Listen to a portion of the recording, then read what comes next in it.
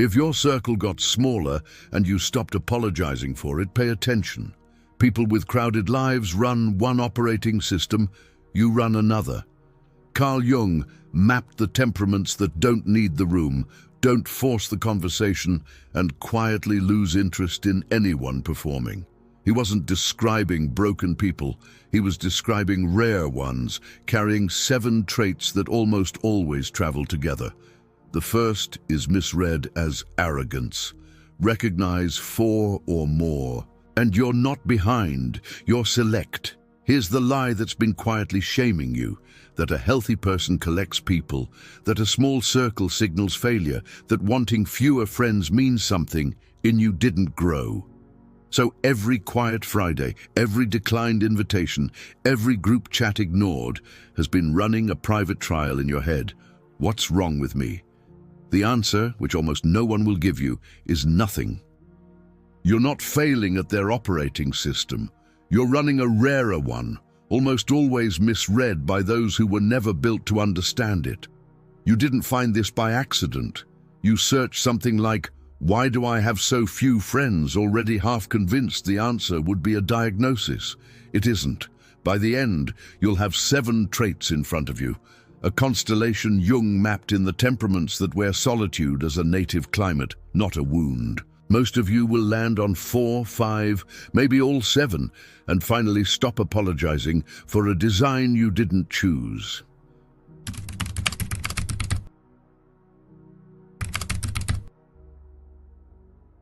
Jung isn't romanticizing isolation. He's diagnosing a fracture. The rare person is lonely not because the room is empty, but because the room cannot hold what actually matters to them. Their interior is denser than the social currency around them. Small talk starves. Surface connection feels like theater. The crowd, running on speed and performance, becomes uninhabitable, not because the rare person is defective, but because the bandwidth doesn't match. That mismatch produces 7 traits. Miss 1, and you might still be ordinary. Carry 4 or more, and you're running on completely different architecture. So this is depth psychology, the cold study of temperament, not a pep talk. I'll walk you through the 7 traits clustered in the deep thinkers, the ones who prefer being alone without hating humanity. I'll show you which trait is most often misread as arrogance, which one quietly ends your social life without you noticing, and which is the actual source of the solitude rather than its result. Then the hard reversal.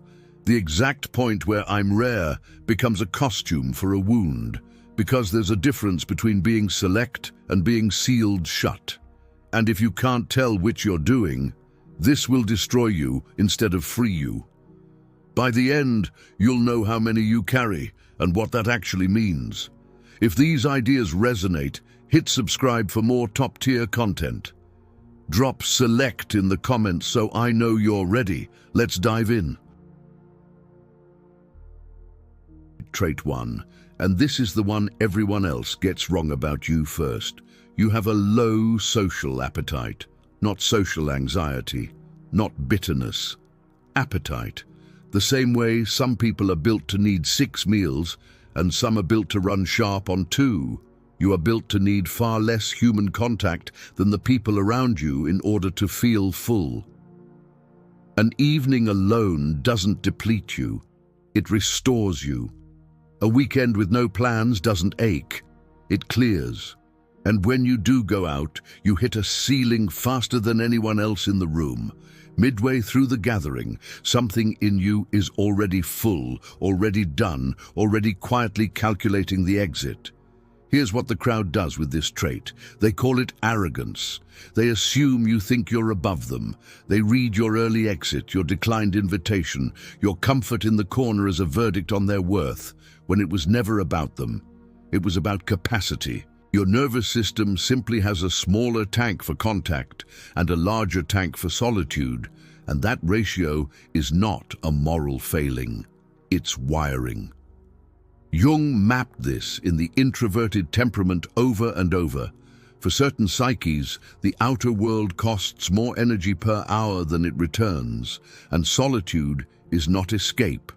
It is how the system recharges so it can function at all. Sit in the discomfort of this next piece, because the misreading has probably gotten into you.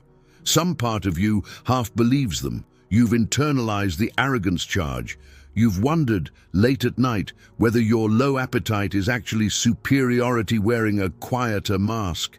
Test it honestly. When you leave early, are you leaving because the people are beneath you, or because your system is full and staying would turn you false, snappy, performative? The arrogant man leaves to signal rank. You leave to stay real. Those are not the same movement, and only one of them is rare. This trait alone doesn't make you the rare type, but it is almost always the first one in the constellation. And it is the one that starts thinning the room before any of the others fully wake up. Trait 2. You cannot tolerate surface for long. Small talk doesn't just bore you, it mildly starves you. The weather, the traffic, the recycled opinions circulating the room like stale air. You can perform them for a while, the way a polite person performs, but something in you is always waiting for the conversation to drop a level, to hit something true. A real fear, a real question, a real observation that hasn't been sanded down for public use. And when it never drops, when the entire evening stays at the polished surface, you leave feeling more alone than you did before you arrived. That is not snobbery. That is depth hunger. A psyche that metabolizes meaning the way other psyches metabolize company. Here's the Jungian mechanism underneath it. For the rare temperament, the inner world is the primary reality. Outer contact is secondary, valuable only when it touches something real enough to reach the interior. Most social life is not designed for that.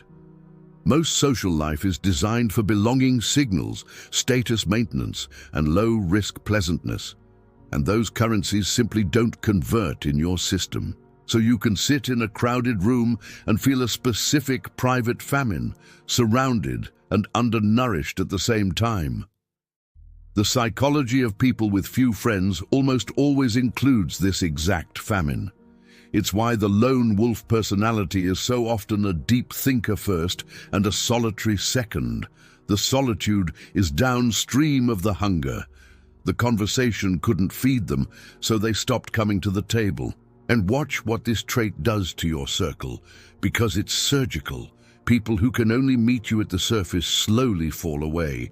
Not because you rejected them in some dramatic scene, but because you stopped generating the energy that surface relationships require. You didn't return the light texts fast enough. You didn't fake the enthusiasm. You went quiet in the group chat. They experienced it as distance. You experienced it as honesty. No one had to end anything. The depth hunger simply stopped subsidizing the shallow bonds, and without the subsidy, they dissolved. That's 2. And the third is the one that turns this from preference into a filter the crowd cannot pass. Trait 3. You carry a standard for connection that most people find unreasonable, and you will not lower it. This is not about wanting friends who are impressive.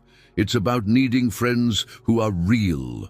You would rather have one person who can sit in silence without performing, who can hear a difficult truth without flinching, who does not need you to shrink to stay palatable, than 10 people who like a version of you that requires constant maintenance. Quality over quantity isn't a slogan you share on the internet.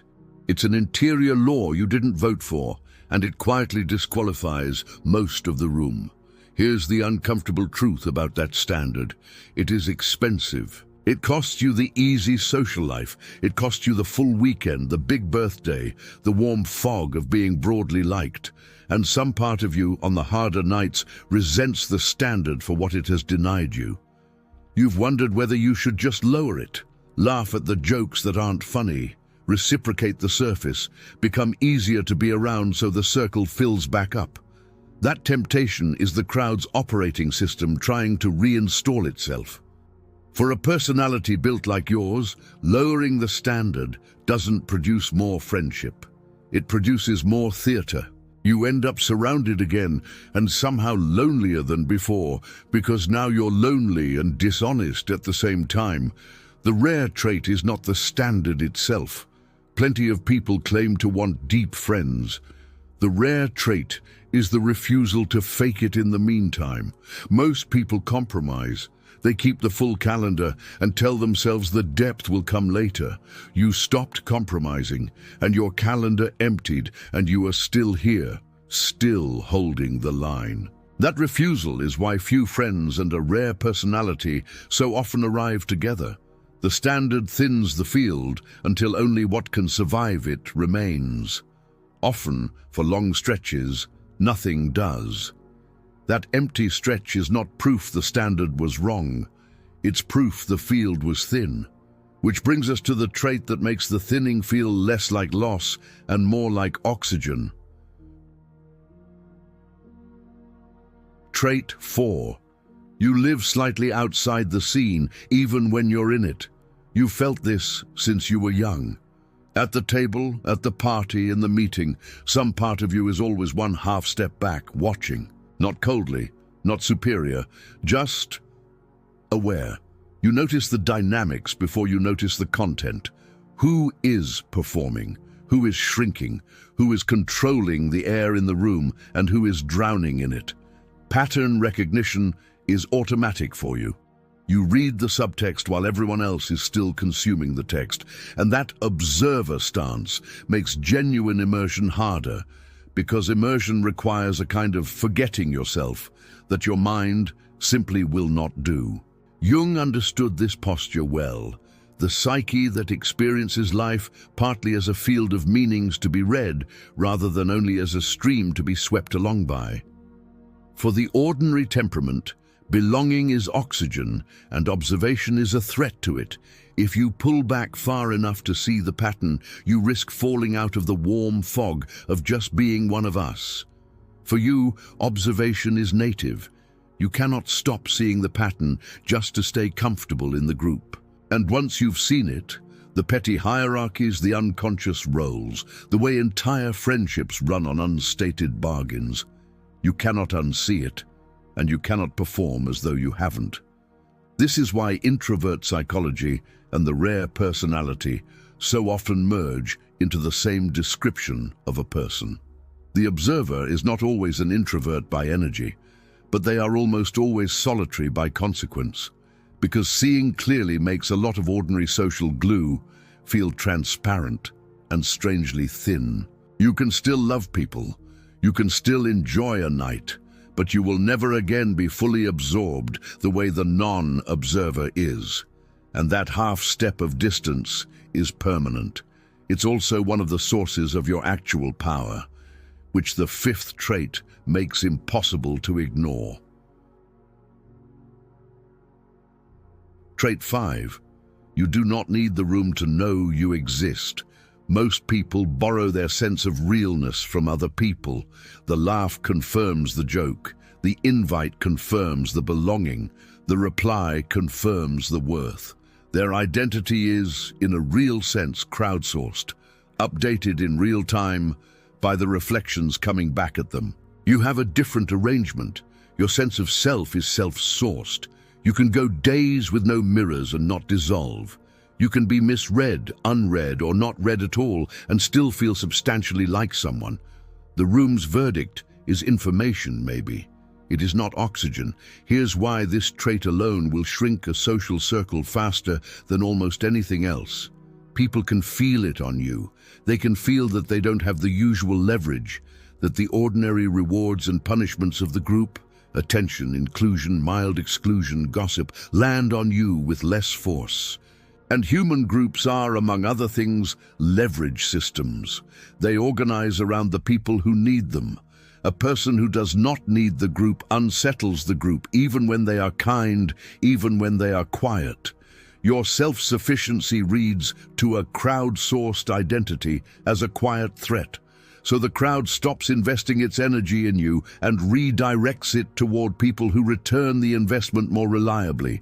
You experience this as people drifting, They experience it as you being hard to reach. Both are accurate. Sit with the second hard piece here.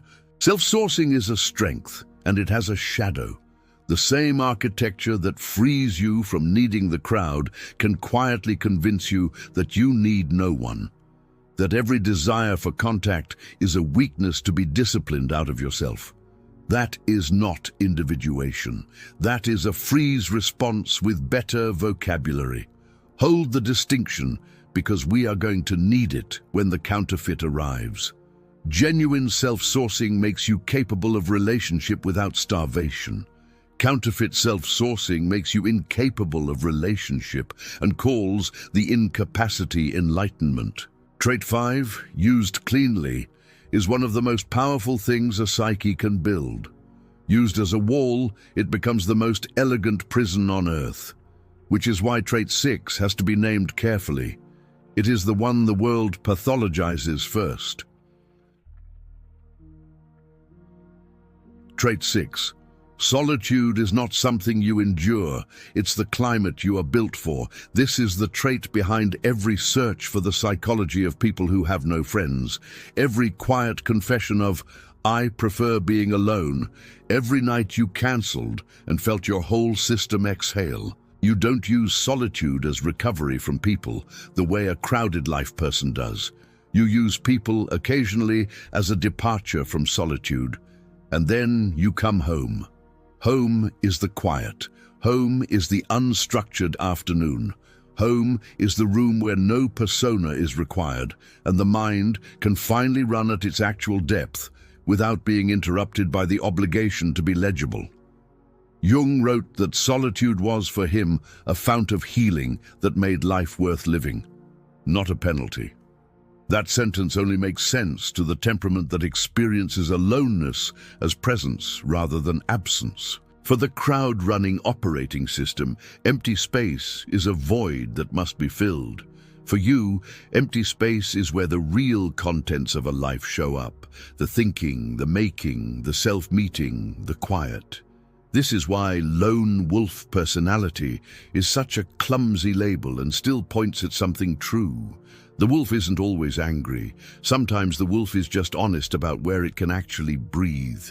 And here is the piece people with this trait almost never give themselves credit for. Choosing solitude against the entire cultural pressure to maximize your social graph, holding against family commentary, against the implication that you must be depressed, against the endless content telling you the cure for your life is more brunch.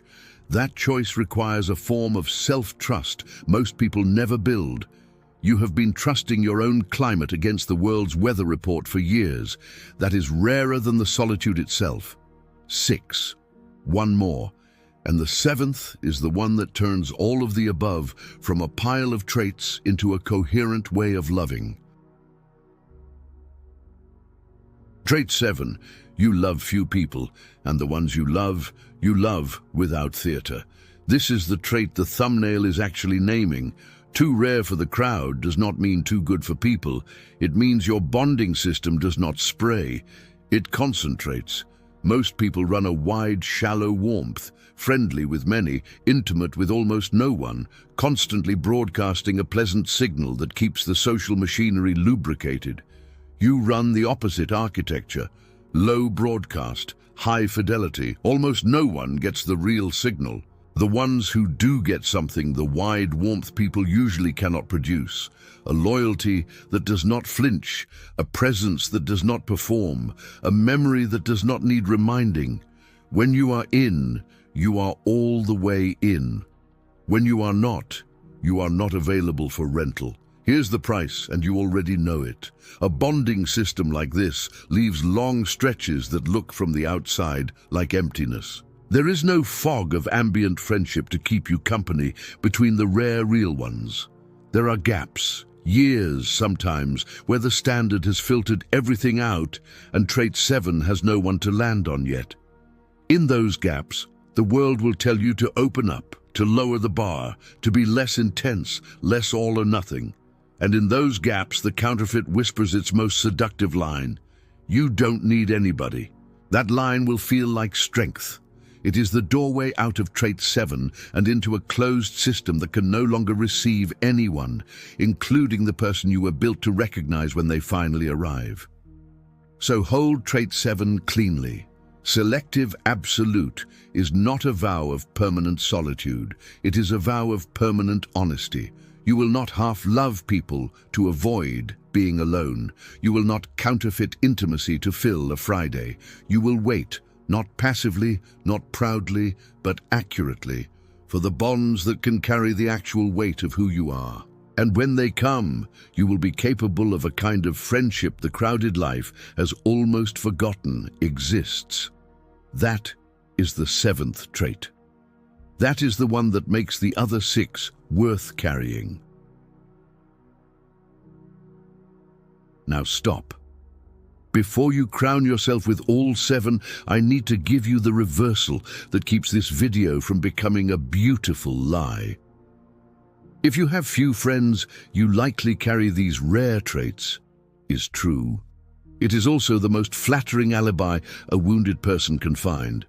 Because the moment few friends becomes proof of rarity, every social failure gets upgraded into evidence of depth. Didn't get invited, I'm select. Can't hold a conversation at the party, I'm a deep thinker. Everyone drifted away, I was too rare for the crowd. And a story that turns every loss into a promotion will let a person rot in isolation for decades while feeling superior the entire time. That is not Jung. That is a wound that learned the vocabulary of individuation and used it as wallpaper. So here is the line, drawn hard. The rare constellation produces a person who is selective and still open. Few friends, deep capacity, genuine warmth when the real one arrives, solitude used as climate rather than bunker.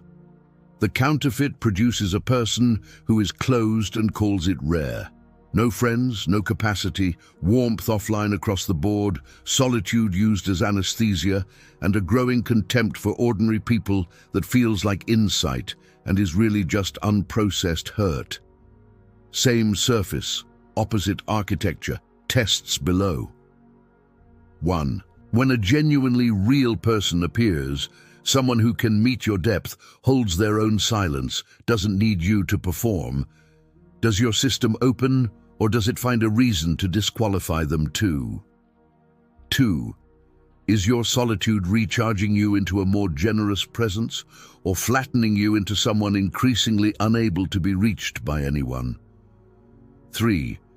Do you still believe some people are worth the entire cost of entry, or have you quietly decided the whole species is below standard?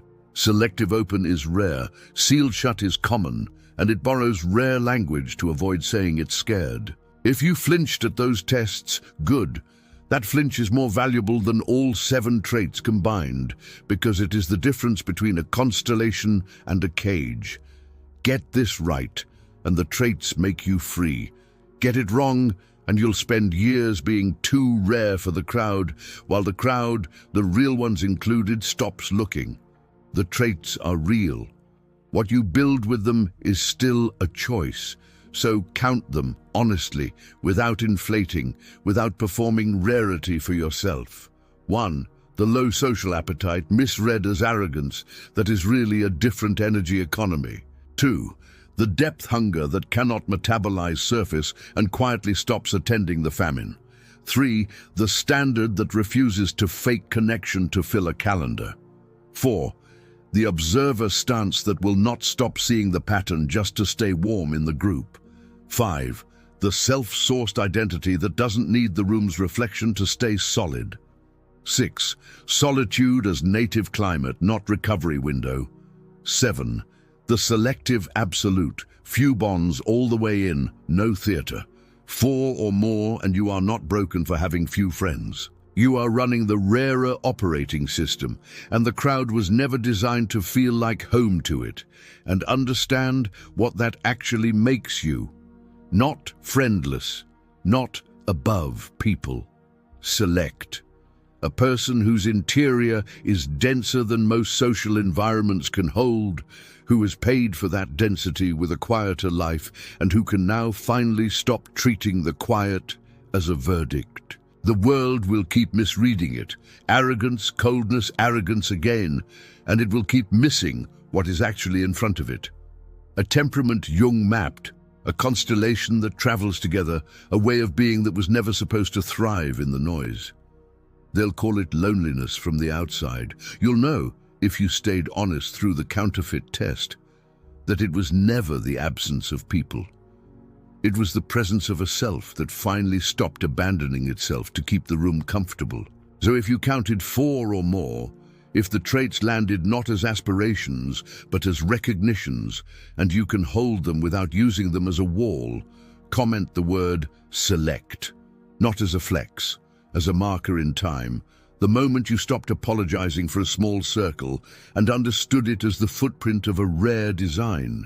And if you want to keep going from here, deeper into Jungian psychology, individuation, the real architecture of the temperaments that don't need the room, then subscribe, because this is the only place that treats your few friends as data about your design, not a defect to be socialized out of you.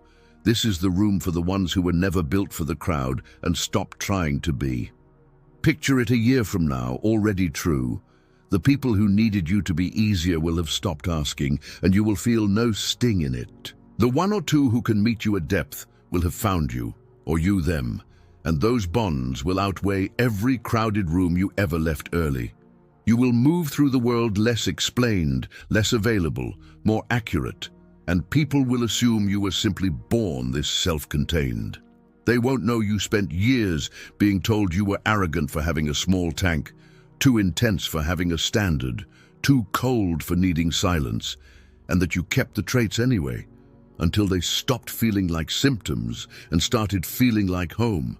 And whatever you do, don't stop now. The on-screen video matters more than you think. What you've recognized in yourself has a next chapter, and you don't want to meet it unprepared. Trust me, I'll see you there. See what others miss. Know what others fear. Become who others can't.